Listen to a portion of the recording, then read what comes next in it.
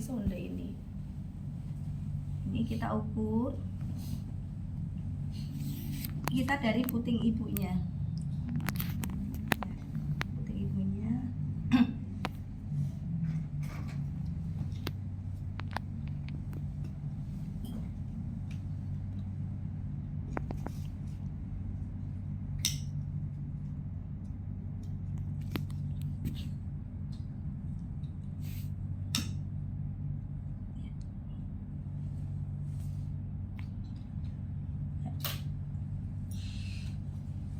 Kemudian ini kan diharapkan ini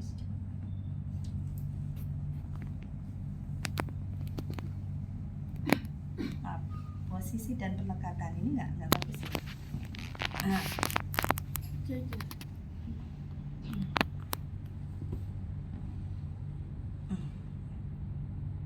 segini ya kira-kira ya. Terus sebelumnya itu kita nyiapin susu formula yang biasa dia minum. Kebutuhannya nanti kan ada Vitabel seperti kebutuhan di neonatus itu. Dia butuhnya biasanya ini dikasih beratnya 6 kilo sekarang ini atau 3. Jadi saya ngasihnya 150 dengan 8 kali pemberian. Oh ya, berarti sehari saya harus bikin susu formula 150. Kemudian saya berikan setiap 8 kali. Kemudian saya bikin susu formula ya, tapi ini anggap jadi cangkir. Ini ada 2 cara. Ini bisa langsung diginiin, Mbak. Nah, kemudian nanti naik turun. Ini semakin tinggi nanti alirannya akan semakin keras. Bayinya seolah-olah ngisep di payudara ibu, padahal dia ngisep di botol. Di keluarnya dari selang ya, di NKT ini. Ya, ini. Nah, ini ibu kan butuh bantuan ya. Maksudnya kalau sendiri agak ribet. Nanti kalau ketika bayinya sudah advance itu boleh ibunya sendiri yang melakukan. Nah, ini bisa seperti ini. Atau apabila kesulitan, ini kan sebenarnya semakin kita naikin dia akan alirannya semakin keras, makin kencang. Ya. Nanti ketika alirannya udah terlalu kencang, tinggal ke bawahin lagi ngatur. Jadi seperti itu. Atau bisa Anda berikan pakai stat. Statnya jangan ininya dilepas ya, jalurnya.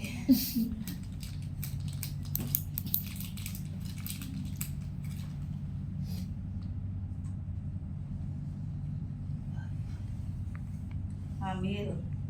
Jadi ini anggap aja 10 cc ya, berarti saya harus ngambil kalau 150 dia kebutuhannya, berarti saya harus ngambil 10 kali. Ini kita beri di ini pelan-pelan. Sampai dia bisa menghisap. Nanti semakin lama dia menghisap, dia akan ini spatnya akan turun sendiri, Bang. Oh iya. Nah, ini akan turun sendiri seperti ini. Ini bisa ditaruh di sini, Bu. Di plester. Ya, dilekatin seperti ini. Ini ada 2 yang harus Anda lakukan. Nanti kalau habis lagi, ini ditekuk aja di klem. Klem, Anda ngambil lagi ya. Terus cup. Nah, ini kan seperti ini, Mbak.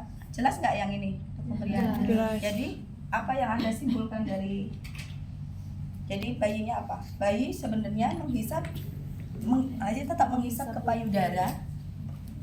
Ada susunya keluar dari selang dan susu formula kan. Tapi keuntungan buat ibu apa? Ya nggak bisa kerangsang kembali. Iya, merangsang kembali hormon prolaktin dan oksitosin sehingga produksi ASI bisa diproduksi kembali. Nah, pemberian pertama nih, minggu pertama masih, dan itu Anda cukup harus telaten. Kasus-kasus yang ada balik ke kita itu ketika ibu itu sudah memberikan susu formula, bayinya diare, ya, dan bayinya diare, balik ke kita itu pengen balik ke ASI karena ASInya udah kering katanya begitu. Nah, itu bisa dilakukan seperti itu. Terus ini minggu pertama dia habisnya 150, selalu habis di 150 habis. Berarti apa yang kita simpulkan? Kita nyiapin 100. ASINYA belum diproduksi. Sisa yang di ini kan 150, dia habis terus nih kita berikan sekali lihat. Minggu kedua misalnya, minggu kedua sisa 10 cc ya. Ketika setiap beri ini berarti ASI mulai keluar. Berapa cc yang diproduksi? 10 cc ya, seperti itu. Nanti lama-lama produksi ASINYA akan lebih banyak dan kita penggunaan susu formulanya sedikit, akhirnya bisa full ke ASI. Jelas untuk sampai ini? Jelas ya, oke. Maaf ya Bu. Nah, ini untuk relaktasi. Relaktasi tadi saya jelaskan bahwa prinsipnya adalah ibu yang sudah berhenti menyusui dan ingin menyusui kembali. Itu bisa dengan seperti itu. Apakah pasti Bu minggu kedua itu muncul? Gak mesti, tergantung dari bayinya bagaimana, refleks-refleksnya gitu ya, kemudian posisi dan perlekatan, kebingungan putingnya sejauh mana gitu kan. Bisa nggak Bu? Bisa, tapi ya itu effortnya harus lebih banyak. Makanya Anda lebih baik menjelaskan ASI eksklusif itu di awal. Jadi ketika ada ibunya sakit dan lain sebagainya, oh ibu udah tahu nanti harus bagaimana. Oke, itu. Ini untuk relaktasi. Nah, ada lagi induksi laktasi. Ini supaya Anda nggak cupu ketika Anda lulus, tolong diperhatikan baik-baik. Anda seorang ibu pengen ngadopsi anak, datang ke tempat Anda. Kalau relaktasi tadi jelas ya, ibu udah nyusuin tapi berhenti nyusuin kembali. Ini anak adopsi, Bu Bidan, saya mau adopsi anak. Nanti lahirnya sih bulan Oktober. Saya pengen nyusuin anak saya. Saya pengen anak adopsi saya itu saya susuin. Terus Anda jawab bagaimana? Bu, bisa ya? Gak bisa Bu, gitu kan Anda. Ibu nih aneh-aneh aja. Ibu kan nggak hamil, nggak ini kok bisa nyusuin. Nah itu kan biasanya kita begitu. Kalau ada pasien kayak gitu, itu bisa dilakukan, tetapi bukan Anda yang melakukan.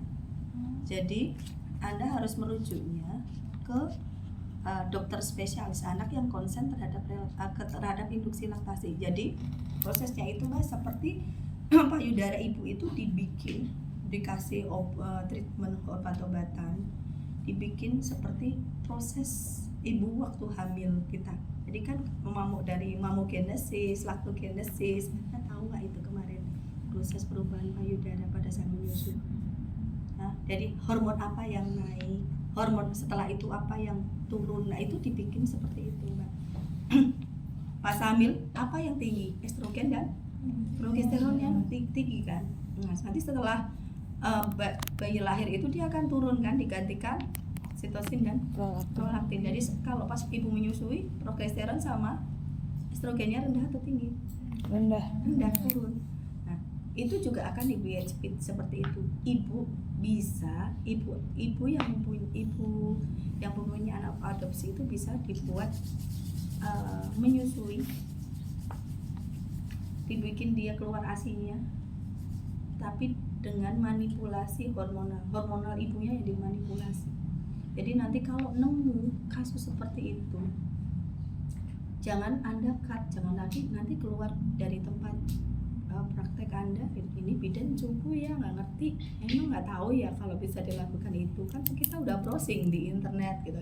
Sekarang kan gampang banget Bang, Google itu kayaknya lebih tahuan dia daripada kita gitu. Jadi jangan sampai kita itu nggak update terhadap yang seperti itu. Oh Bu, nanti kami konsultasikan atau kami rujuk ke dokter spesialis anak.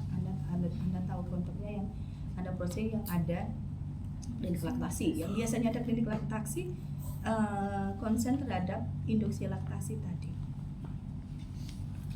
Ya, jadi tetap bisa memberikan kandungan ASINYA sama nggak? Sama, cuma dia nggak ada proses kolostrumnya. Jadi dia udah langsung ASI matur. Ya.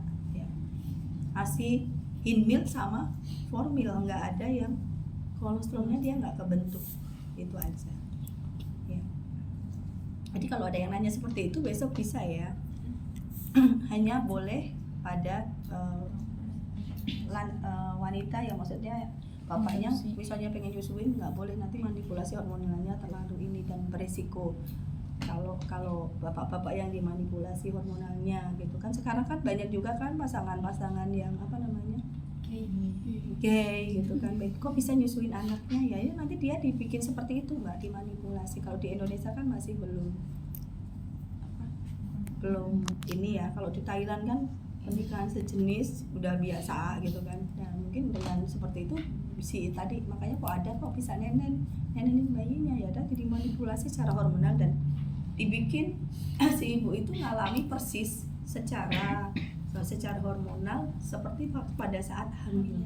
Idealnya kalau mau adopsi anak itu ketika anaknya si bayinya itu masih di dalam kandungan. Jadi kesempatan si ibu untuk dimanipulasi hormonnya itu lebih banyak. Jadi hampir sama nanti hasilnya dengan yang ibu yang benar-benar hamil terus nyusuin gitu. Daripada nanti bayinya udah lahir 2 bulan baru mulai distimulasi induksi laktasi, itu agak telat. Dan kenapa kok harus dokter yang melakukan? Karena apa namanya? Karena apa mbak?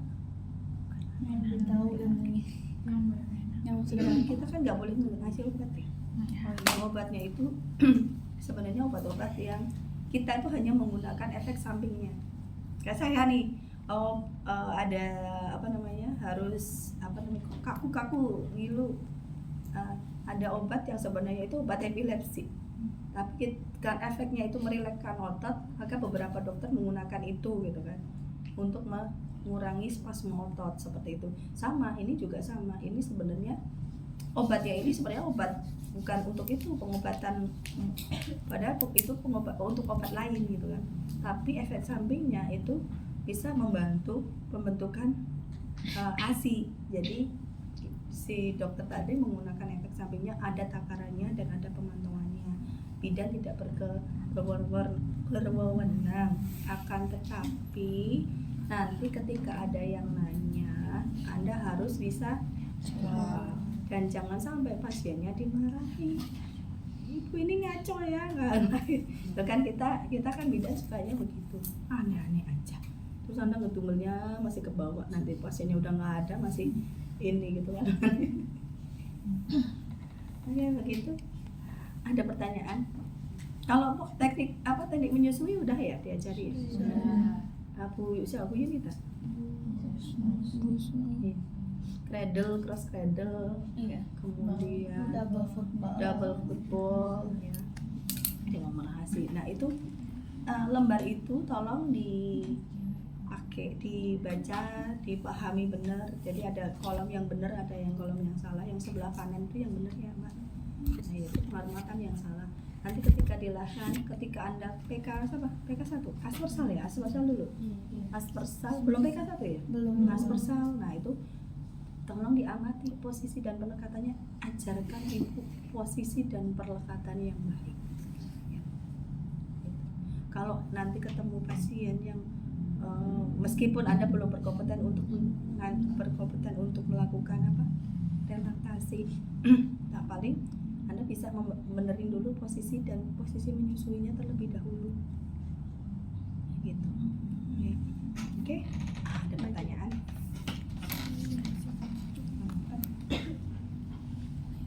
Jadi itu yang bisa dilakukan.